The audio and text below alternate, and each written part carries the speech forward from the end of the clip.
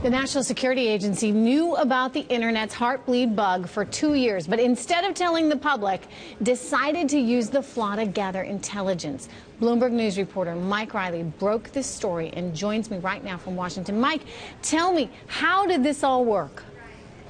So this is actually what the NSA does. They have more than 1,000 people whose job it is to really look at software code, and especially really important software code that covers a lot of the internet. What they're looking for is flaws. They're looking for vulnerabilities that they can use, that their hackers can use to get into computers.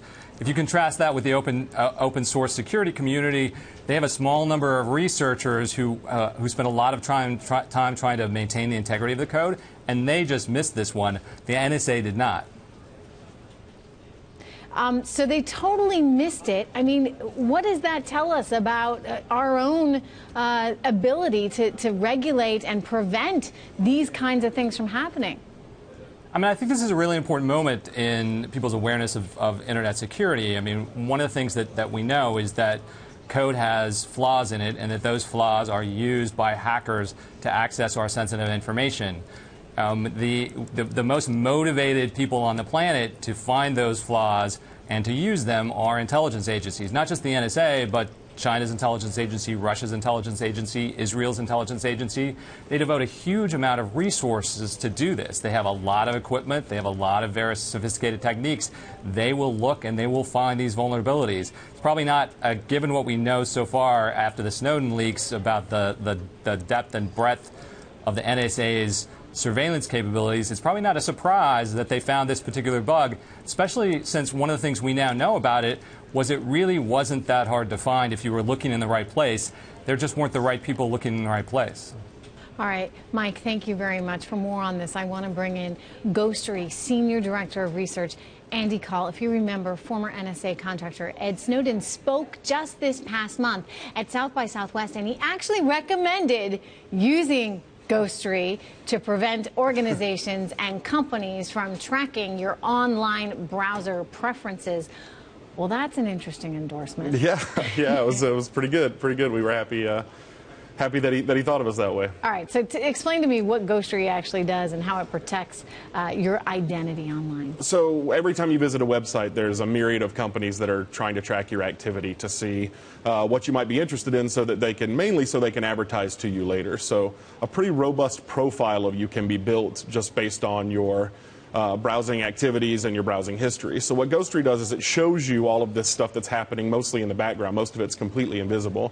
We show you all the stuff that's happening, and we allow you to block that interaction if you'd like. Okay, and so they can't tell who's actually behind the IP address? It actually hides it that well? Yeah, so anytime you visit a website, there has to be code on the site that actually phones home and shares things like your IP address, what you're reading, the other information about your computer. We just interrupt that code from ever leaving your browser, so you sort of never phone home in the first place. All right, what's it cost to do this? It's absolutely free. So it's free? Yeah, so the way we support ourselves is that our users can opt in to share information with us about the data collectors that they encounter. Mm-hmm. It's an anonymous panel, so we don't track our users because that would be counterproductive. Interesting. But so the government can't come to you and say, we need to know who that was? We take a lot of steps to anonymize all of our data so that even if anybody were to try to mine it, there wouldn't be anything. Andy, I got to ask you, though, on the one hand, yeah, privacy is great. On the other hand, if you're someone who's up to no good, mm-hmm.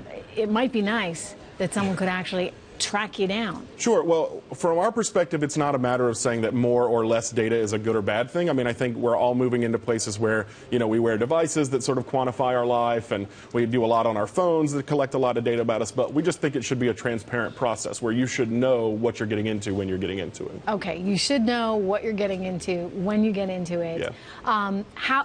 Explain to me your business model then overall. How are you? So we take that anonymous data, and sites and brands will buy reports from us to help them audit the relationships with these data collection tools. So they're ostensibly there to help them sort of measure their audience and help them advertise better, but it can get out of hand for them as well. So we help them manage that sort of cloud of marketing technologies that they have. Okay. What's the future for you guys then in this age of increasing need for privacy? Well, I think there is an enormous amount of work that needs to be done in terms of making sure that users are really understand the kinds of data they're sharing and what it's used for.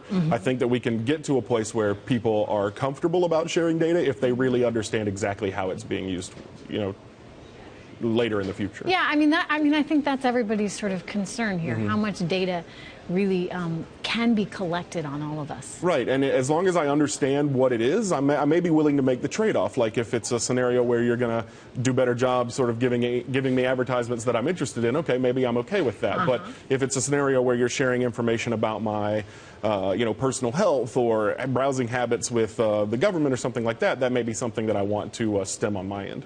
All right. Overall, do you think we're going to continue to see this be a bigger and bigger issue? I mean, Ed Snowden. Are we going to hear much more in the coming months?